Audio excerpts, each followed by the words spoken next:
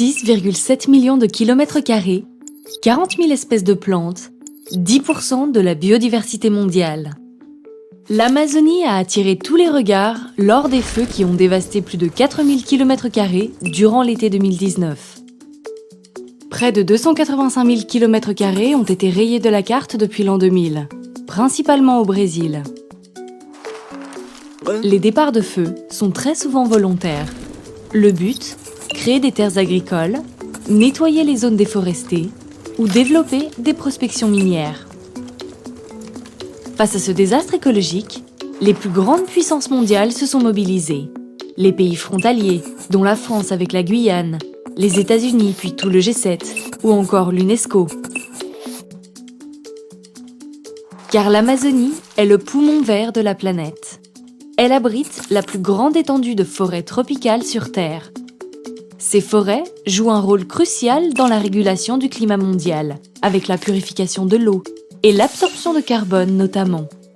L'Amazonie abrite aussi des peuples autochtones. Certains sont même des peuples non contactés, c'est-à-dire qu'ils n'ont aucun contact avec l'extérieur. La disparition de la forêt menace leur existence. Mais les pays qui voulaient protéger l'Amazonie se sont heurtés à un mur, la souveraineté d'un État sur son territoire. Aucun État ne peut intervenir sur le territoire d'un autre sans son accord. Rien n'oblige donc le Brésil à accepter une quelconque aide. Une petite partie de l'Amazonie a bien été inscrite au patrimoine de l'UNESCO. 12 réserves, soit 1% du territoire. Pas de quoi sauver la planète. Et même si l'UNESCO est là pour aider, soutenir, orienter, elle ne peut pas se substituer à la responsabilité de l'État souverain, a rappelé Mechtilde Rössler, directrice du Centre du patrimoine mondial.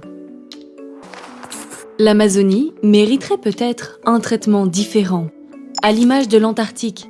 Selon un traité de 1959, complété en 1998, l'Antarctique est un territoire de paix et de science, c'est-à-dire un territoire neutre, dédié à la recherche. Ou à l'image de la haute mer, qui a longtemps été laissée comme une zone libre, n'appartenant à personne, et apparaissant comme une zone de non-droit. Aujourd'hui, des négociations ont lieu à l'ONU pour fixer des règles communes. La seule solution pour protéger l'Amazonie, que les États membres de l'ONU se réunissent pour lui accorder un statut particulier. Mais ça implique que le Brésil renonce à sa souveraineté sur l'Amazonie, et donc qu'il renonce à l'exploitation de ses ressources. Et cela pourrait créer un précédent pour d'autres pays. Pourquoi ne pas protéger l'Himalaya en Inde, Chine, Pakistan, Népal et Bhoutan, ou la Grande Barrière de Corail en Australie? Les États devront être prêts à perdre de leur pouvoir sur leur propre territoire, souvent acquis de haute lutte. Et ça, ce n'est pas gagné.